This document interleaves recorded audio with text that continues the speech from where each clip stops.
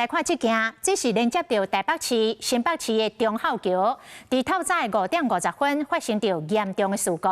有一台连接车载着35吨的杠牛，是规个车路这些食力，甲桥顶的护栏甲隔音板弄一大坑。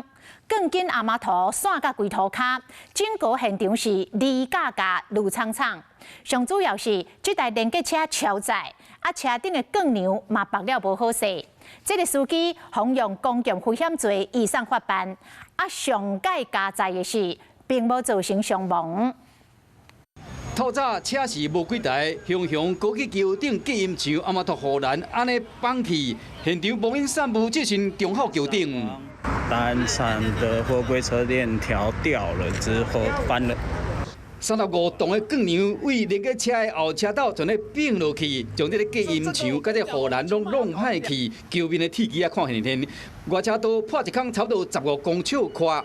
看下骹，如果轿车停伫路边嘛被卡着，车头害了了，玻璃破了了。早起5点50分，姓洪的连接车的驾驶为桃园出发，经过中孝桥要往台北工地，煞出代志。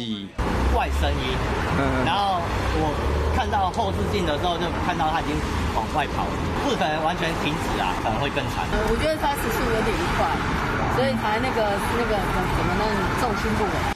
在地人讲，这个路段是上出车祸，因为这小可弯搁接直线，大部分的驾驶车速拢真紧。为了要赶紧抢通桥顶的交通，现场出动2台大型的吊车，将这个杠牛重新吊回连接车送去工地，驾驶员扣去派出所。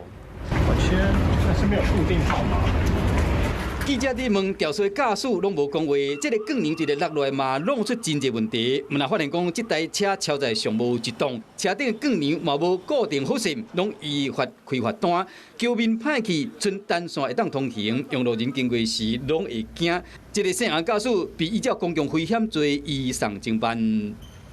Hello， 大家好，我是林文。想要抢先掌握最及时的新闻资讯吗？赶快订阅、按赞、开启小铃铛，锁定华视新闻的 YouTube 频道。